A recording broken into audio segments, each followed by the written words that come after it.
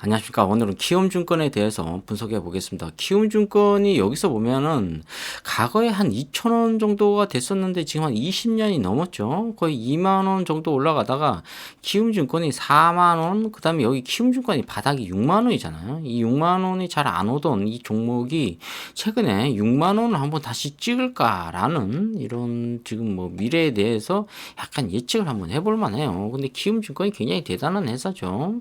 자, 키움증권에 대해서 우리가 조금씩 분석을 한번 해봐야 될 것 같아요. 자, 첫 번째는 보면은 2022년 12월 31일 이게 4분기죠. 여기 보면 소액 주주가 4만 명이 있네, 지금.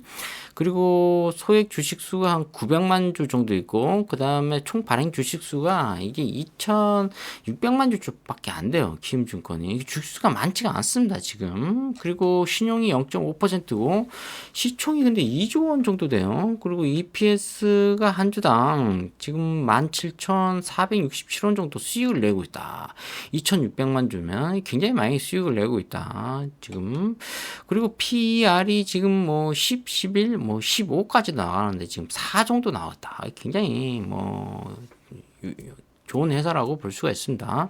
외국인이 24% 정도 갖고 있다. 외국인이 벌써 키움증권에 대해서 굉장히 좋게 인식을 갖고 있는 것 같아요. 그래서 지금 많이 매수를 하고 있는 것 같은데, 요 키움증권이 최근에 악재가 한번 있었어요. 그리고 이제 재무제표를 역시 봐도 영업이익이 벌써 2분기인데 5,600억이 이렇게 되면 거의 1조 2천억 정도는 영업이익이 나올 가능성이 있다. 그 다음에 당기순이익 또한 4,200억인데 이렇게 되면 올해 한 8천억 정도 나올 수 있다. 뭐 9,100억 정도가 나왔었지만은 8,300억에서 한 8,500억 정도 나올 가능성이 있다. 이렇게 볼 수가 있습니다.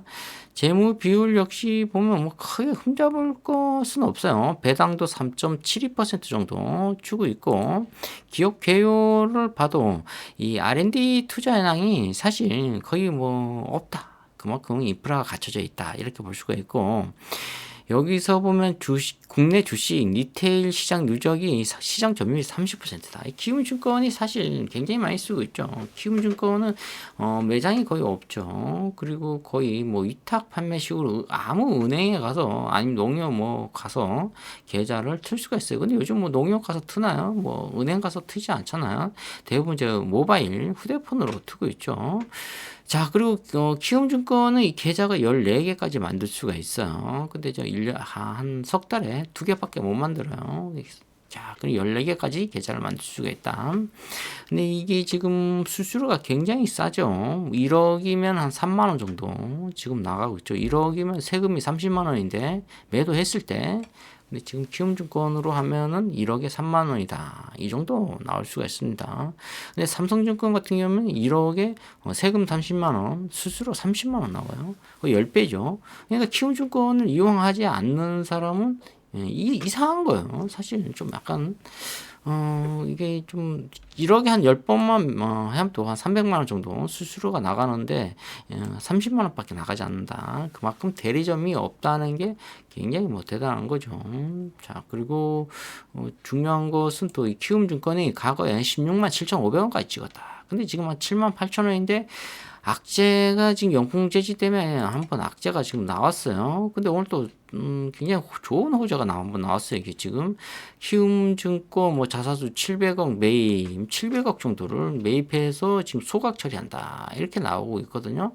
상당히 좋은 현상이에요. 2조 5천억 정도, 2조 500억 정도 되는데, 그러면은 이게 지금 주식 수가 더 줄어드는 거죠. 그럼 이 사실 좀 배팅하기가 조금 힘들 가능성도 있어요.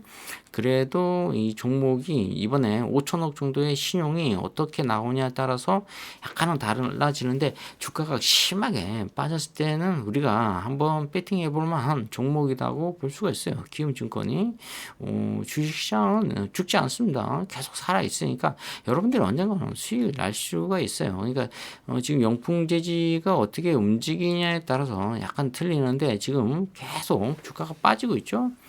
한가 한번 맞았죠. 자, 이 키움증권이 손실이 상당히 클 텐데 여기서 지금 시총이 2조 원 정도 되거든요. 5천억 정도를 어떻게 지금 키움증권이 방어할지 그냥 가만히 놔두면은 5만 원까지 빠지나요? 자, 5만 원까지 빠지면 시총이 상당히 많이 빠질 가능성이 있죠. 그럼 우리 어떻게 해야죠? 쓸어 담아야죠. 근데 쓸어 담을 돈이 없죠. 어디까지 빠질지 모르니까. 근데 제가 봤을 때는 이 5만 원대까지 빠질 수 있을 가능성도 없지 않아 있다. 여러 가지로 배제를 해 볼 필요는 있어요. 지금 모건 스탠리 쪽의 헤지 펀드들이 상당히 많이 던졌어요. 지금 아주 심하게 던졌어요. 지금 자, 일봉 차트를 보니까 외국인은 뭐 25%에서 그냥 죽풍 낙엽으로 그냥 떨어지고 있네요. 이렇게 악재가 있을 때 지금 이 키움증권의 이 비전을 한번 봐야 되거든요. 미래성을 보고 그럴 때는 좀 괜찮다고 봅니다. 일단은 매장이 없기 때문에 대리점이 없다. 지점이 없다는 거죠. 그러면 뭐 임대료와 그 다음에 뭐 전기료, 공과금, 근데 직원 인건비가 안 나간다는 거예요. 이 직원 인건비 연봉 1억씩 줘야 된다. 그러니까 그런 것들이 나가고 있지 않다. 이렇게 보시면 될 것 같아요. 자, 그렇기 때문에 충분히 지금 1조 원 정도의 이 순이익을 내고 있다. 이 증권회사가 한 달에, 1년에. 그러니까 뭐, 지금 이걸 봤을 때도 상당히 이득이 있다. 그리고 신용이라는 것은 키움증권에서 빌려주는 게 아니에요. 사실 키움증권에서 또 다른 캐피탈 회사한테서 빌리는 거죠. 제가 뭐 한 50억 정도 갖고 있어도 캐피탈 회사를 만들 수가 있고 5억 정도 있어도 만들 수가 있는 거예요. 자, 여기서 이제 여러분들한테 돈을 빌리는 거예요. 자, 그러니까 키움증권이 사실 크게, 물론 여기에 여러 가지 어떤 계약 라이센스가 있겠죠. 근데 그것을 우리가 정확하게 파악할 수는 없지만 지금은 키움증권한테는 악재다. 그래서 한번 갭 하락을 심하게 했죠. 키움증권이 역사상 마이너스 23% 정도 하루에 빠질 경우가 있나요? 자, 이게 경우가 별로 없을 것 같습니다. 자, 10만원, 100만원, 1000만원, 억, 10억, 100억, 1000억. 1000억 정도 지금 거래 대금이 한번 터졌네요. 자, 이렇게 봤을 때는 키움증권이 지금 한번 심하게 빠졌을 때 우리가 쓸어 담을 각오가 돼 있어야 된다. 여기 5만원까지, 코로나 때 5만원까지 빠졌었네요. 자, 이 가격대를 좀 생각해 보시면은 충분히 이해가 갈 것 같습니다. 5만원까지 빠지고 16만 7천원까지 갔다. 그러면은 지금 여기죠. 키움증권이 8만 5천원에서 거의 10만원. 근데 지금 여기서 보면 9만원이죠. 8만 5천원에서 9만원 정도 잡고 이 가격대에는 언제든가 온다. 8만 5천원 언젠가 오죠. 배당이 3.72% 주고 순이익이 한 1조 정도 되니까. 그리고 나서 기업 분석을 미래 쪽은 괜찮아요. 키움증권이 주식 투자하는 개인 투자가들이 거의 뭐 랭킹 1위라고 봅니다. 키움증권 거의 다 90% 정도 쓰고 있죠. 자, 근데 여기서 이게 5만 원까지 빠지면 우리한테 정말 행운이죠. 자, 이 행운이 과연 올까 안 올까 조금 더 두고 봐야 될 것 같습니다. 자, 오늘 키움증권에 대해서 얄팍하게 분석해 보았습니다. 좋아요, 구독 팍팍 찍어주시면 감사하겠습니다. 감사합니다.